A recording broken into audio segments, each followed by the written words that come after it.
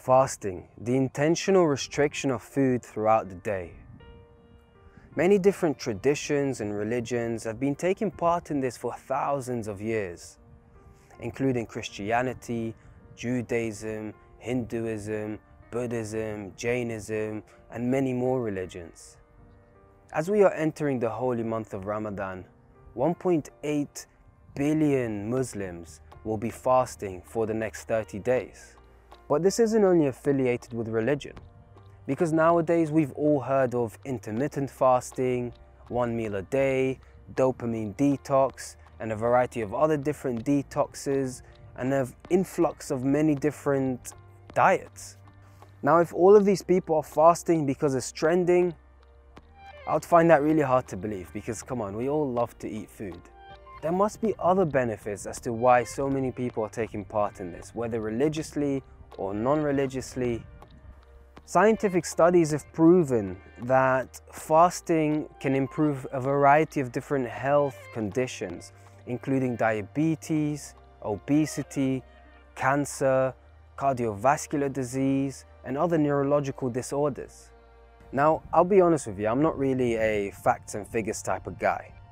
So I can say that over the past 14 years, I have taken part in different forms of fasting, both religiously and non-religiously, and I can say that there are many benefits to it personally, including a sense of mental clarity, alertness, a reduction in brain fog, an expanded sense of awareness and appreciation, an increased sense of inspiration. And it makes sense why there's a vast amount of benefits that can be gained from restricting yourself from eating food for periods of time. And that is because when we do eat food, a lot of energy goes towards breaking down that food. Fasting puts you in this sort of regenerative state.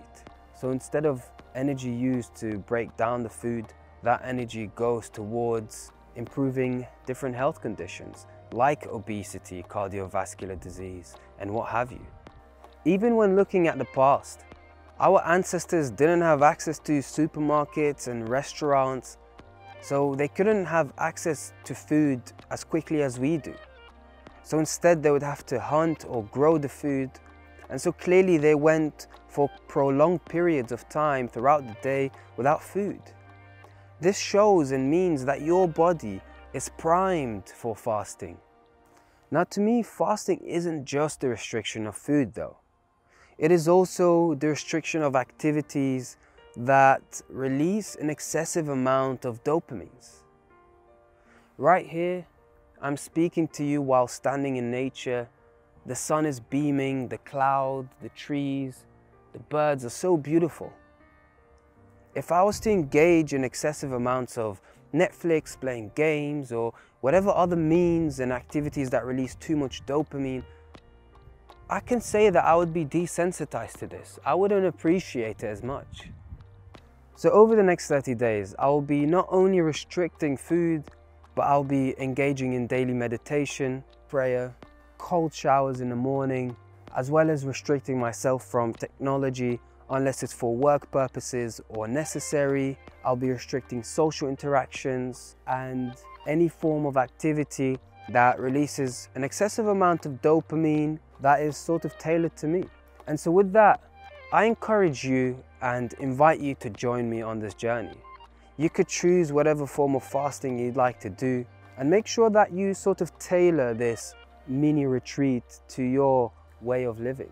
So for example, if you really enjoy certain types of food, when it comes to time to breaking your fast, maybe stay away from that cake. Instead, eat more vegetables.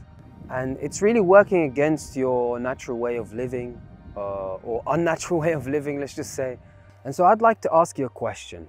What is the thing that you'd consider your weakness? What can you not go without for the next 30 days? Whether it's food or a certain activity, do mention it in the comments below. So after the 30 days of fasting are over, I will share with you guys the results and the benefits I've gained. So do make sure you stick around and subscribe. And I'd like to mention one last thing, which is the purpose of this video altogether. Because I've gained so much benefit in this sort of practice in the past, I wanted to create this piece to share it with you. It is my mission to reignite that spark of inspiration within your heart so that you can be the best version of yourself. And I'll see you next week.